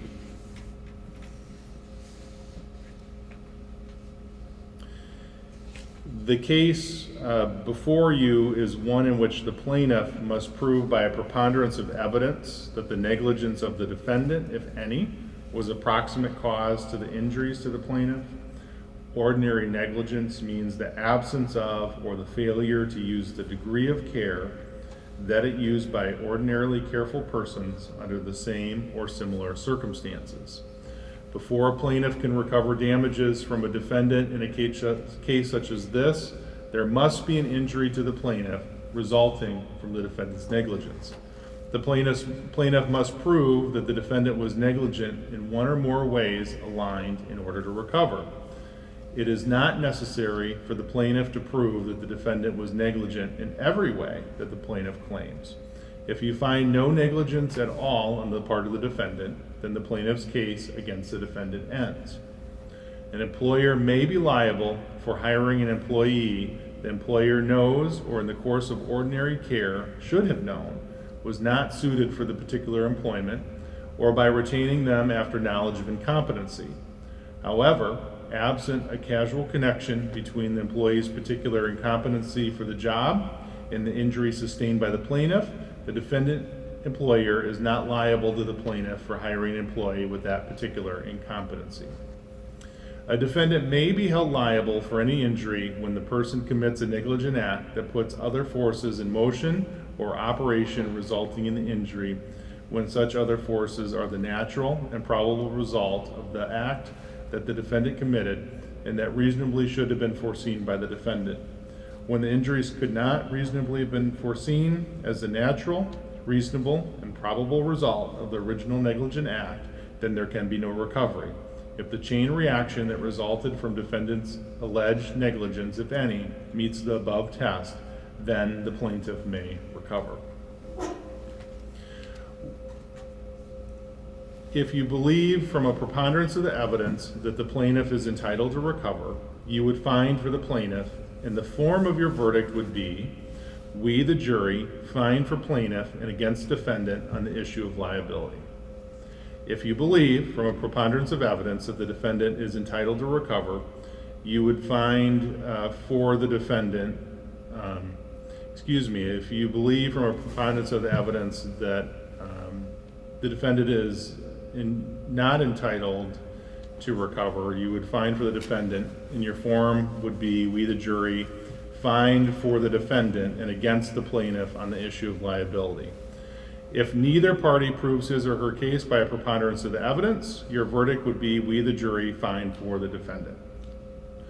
Whatever your verdict in this case, it must be agreed to by each juror, it must be in writing, dated and signed by your foreperson, and it must be returned and read in court. You may write your verdict on the back of the plaintiff's petition. Final instructions. Jury, one of your first duties in the jury room will be to select one of your number to act as a foreperson. This is the person who will preside over your deliberations and who will sign the verdict to which all of you will freely and voluntarily agree. You should start your deliberations with an open mind. Consult with one another and consider each other's view. Each of you must decide the case for yourself, but you should do so only after a discussion and consideration of the case with your fellow jurors. Do not hesitate to change an opinion, change your mind if convinced that it is wrong. However, you should never surrender honest convictions or opinions in order to be congenial or to reach a verdict solely based on the opinions of the other jurors.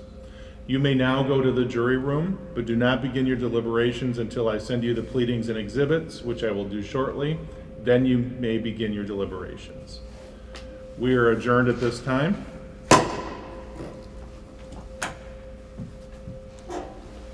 All rise.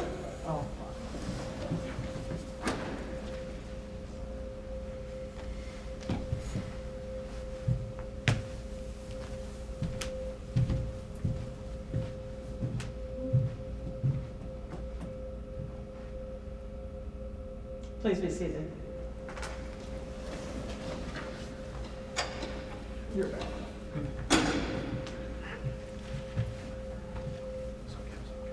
That would be the jury should be deliberating. And I will find out right now. All right, our jury should be deliberating. So I just want to take just a couple minutes and just congratulate all of you. I hope your parents had an opportunity to watch today and to see the level of care and detail that you put in to this proceeding today. Whether you were lead counsel or assistant counsel, whether you were for the plaintiff or for the defense, whether you were a witness, it was so obvious today that you took great care in preparing for today. You know, it reminds me, there's a famous Abe Lincoln quote that I just love, and I think it's true on many things we do in life, including if you're an attorney preparing for court. And Abe Lincoln once said, if I only had an hour to chop down a tree, I would spend 45 minutes sharpening the axe. And that's so true, right? The preparation you put into something will determine how you do once you get to that big day, whether it's playing baseball, whether it's being in a concert and practicing the instrument beforehand, or whether it's in the law and being in court and knowing your role and being prepared for that moment. So each and every one of you, whatever your role today, you should be very, very proud of yourself. As I was hearing the questions that were being asked, I could tell you put a lot of time and consideration into kind of carefully considering what you would ask. When we have when we're asking questions directly, I could tell you were practicing open-ended questions, right? It's how you ask a question on direct. And then I could also tell you had practiced doing closed questions on cross-exam, right? Yes or no type questions. So you all should be very, very proud of that. Ms. Gearback, when you opened up, I loved kind of the passion that you put into your opening statement. That was very, very well done. I also liked your cross-exam that you gave with very, very specific questions. That was great. Mr. De Los Santos, I appreciated your spontaneity and kind of thinking off of your feet, you know, at times when you kind of came back up and had some additional questions to ask. That's what attorneys do. You can never fully script a court proceeding. You can never be fully prepared. You always kind of expect the unexpected, and those are the types of skills that you showed today, which was notable. Ms. Gomez and Ms. Munster, I could tell how much time you had put into kind of thinking through the questions in advance, and so that was really admirable to be able to see that, how much time and care and practice that you put into it. Same for the defense team. Ms. Dischinger and Ms. DeSanctis, I could tell that you thought a lot about strategy on this case and kind of what kinds of questions you thought would be helpful and what kinds of questions you thought maybe wouldn't be helpful. There was great care that went into that, and that was very well done. Ms. Lee and Mr. Merriquin, I really liked kind of your approach as well. You had a nice command at the podium here. You both knew what you wanted to communicate and also knew kind of the types of information that you wanted to get out of the witnesses, kind of in your role of eliciting information. And so I wanted to congratulate both of you on that type of, that style that I thought was very effective. As for all of the witnesses that testified today, all of you clearly knew your role. I didn't hear any times that you went off script and kind of went rogue on us. I had reviewed the statements in advance that you had made, and I thought you kind of stuck within those confines, so well done on that. And thank you for being here today and contributing in the way that you did, which was very, very effective. You know, it's times like these, I think it is worth just being thankful for an opportunity like this. You know, not at every school is there an opportunity like this. Not at every school do you have committed volunteers like Chuck Murray, an attorney that came in and worked with you and kind of went through this process. Not at every school do you have teachers that go above and beyond, like Ms. Coster, who, you know, selflessly works with all of you to make this experience possible, to give you yet one more gift to kind of equip you with life. And you think about all of the skills that you used today, you know, public speaking, being able to put together an argument, using persuasion as a technique in what you do. All of these things are just critical for life, right? Whether it's in a courtroom or not in a courtroom, these are the types of skills that will make you better humans and make you more successful down the road. And so those are gifts to be thankful for, that you're able to put those into practice today. So I tip my hat to all of you. Your parents have a lot to be proud of in being able to watch today, but congratulations to all of you. You can clap now. All right, so we'll wait and see what the jury decides. So I will say, if you want to get a quick drink, quickly, restroom, and then come back. You don't want to miss the verdict.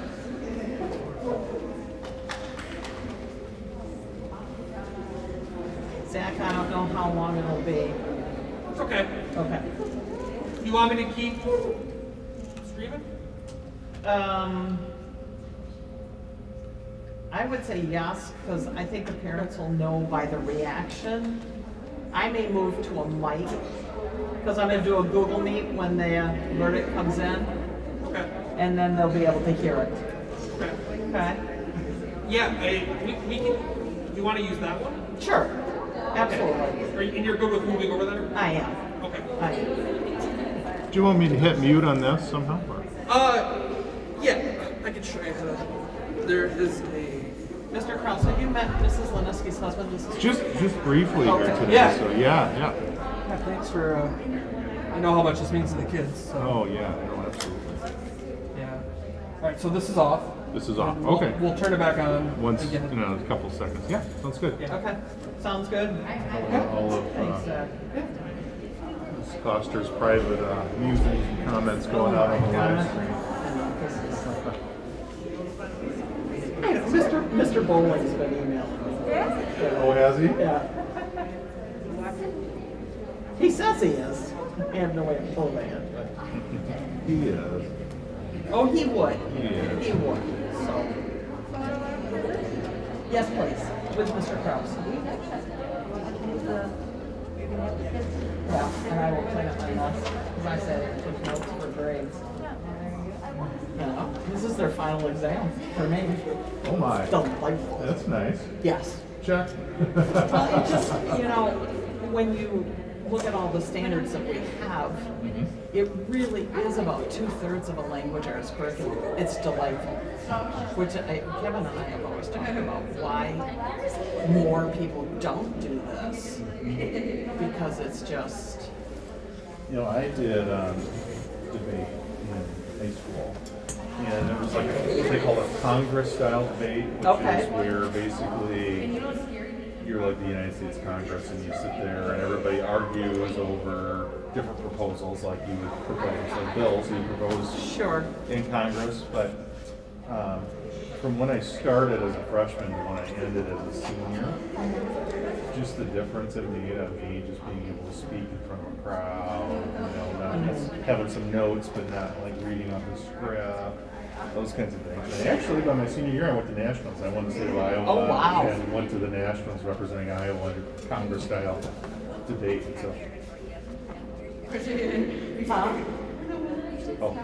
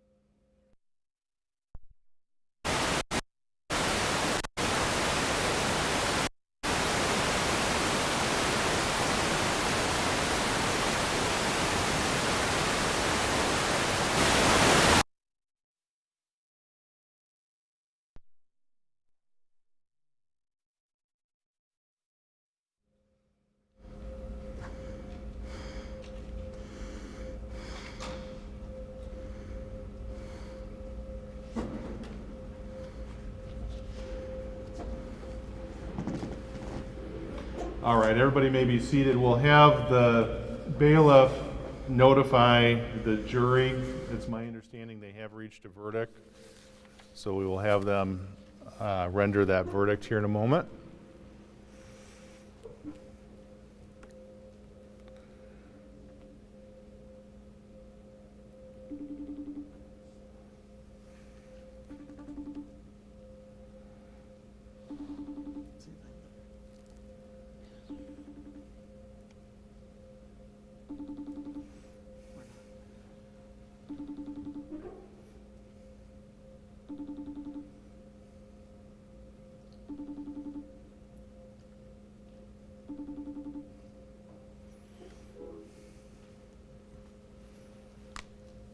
Let me just try calling instead of.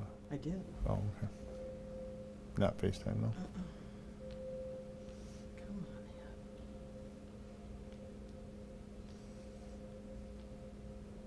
Hello.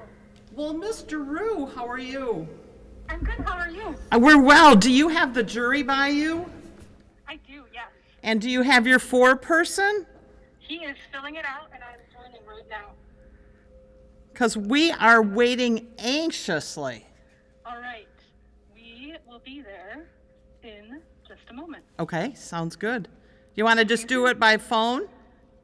I just clicked to join right now. Okay. Are you guys on there? I'm going off phone. Okay. Okay. Hello. All right. Friends at Corpus Christi, we have our jury back for you. Thank you. And do we have a foreperson?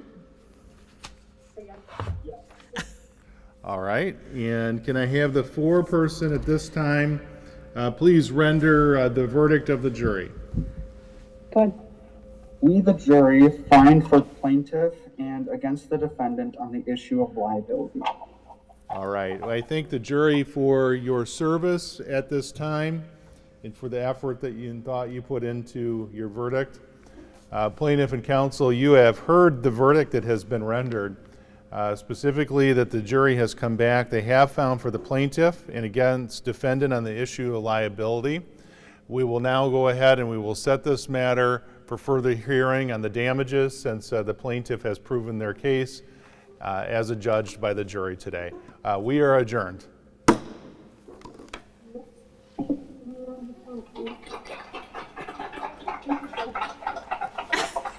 Look at him. Thanks, Mr. Rue.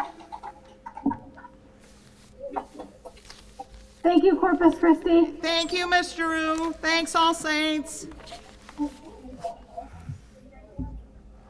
So you're not, like, you can stop the mics, Zach. All right. Good job, everybody.